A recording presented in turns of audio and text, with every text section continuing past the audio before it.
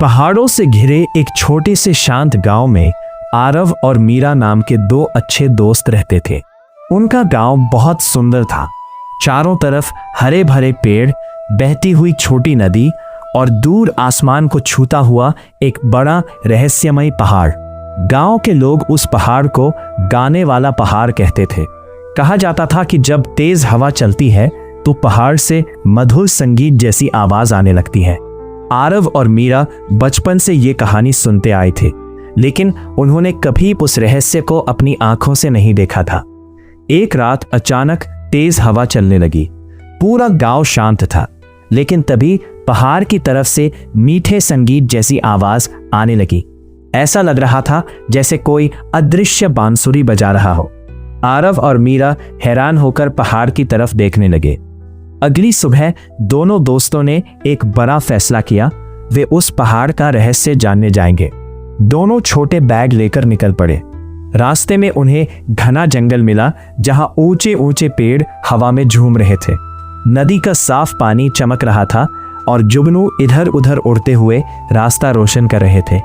काफी देर चलने के बाद वे पहाड़ के अंदर एक चमकती हुई गुफा तक पहुंच गए।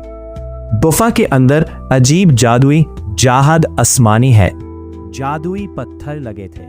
जब हवा उन पत्थरों से टकराती थी तो उनसे संगीत जैसी धुन निकलने लगती थी। तभी अकस्मात गुफा में एक प्राचीन जादुई आत्मा प्रकट हुई। वह आत्मा इस पहाड़ और पूरे जंगल की रक्षा करती। आत्मा ने शांत आवाज में कहा, "ये पहाड़ प्रकृति का खजाना है। जब हवा इन पत्थरों से गुजरती है तो ये पहाड़ संगीत गाता है। लेकिन जल्द ही कुछ लोग इस पहाड़ को तोड़कर खजाना ढूंढना चाहते हैं। अगर ऐसा हुआ तो पूरा जंगल नष्ट हो जाएगा।" आरव और मीरा यह सुनकर चिंतित हो गए।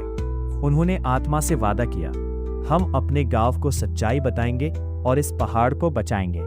दोनों तुरंत गांव लौटे और सभी लोगों को पूरी बात बताई। शुरू में किसी ने उनकी बात पर विश्वास नहीं किया, लेकिन तभी तेज हवा चलने लगी और पहाड़ से फिर वही सुंदर संगीत सुनाई देने लगा। गांव के लोग आश्चर्य से उस पहाड़ को देखने लगे। उन्हें समझ आ गया कि ये कोई साधारण पहाड़ नहीं, बल्कि प्रकृति का एक जादुई उपहार है। उस दिन के बाद गांव के लोगों ने फैसला किया कि वे उस पहाड़ और जंगल की हमेशा रक्षा करेंगे। शाम को आरव और मीरा पहाड़ी पर बैठकर डूबते सूरज के साथ उस गाने वाले पहाड़ को देख रहे थे। हवा धीरे धीरे चल रही थी और पहाड़ फिर से मधुर संगीत गा रहा था।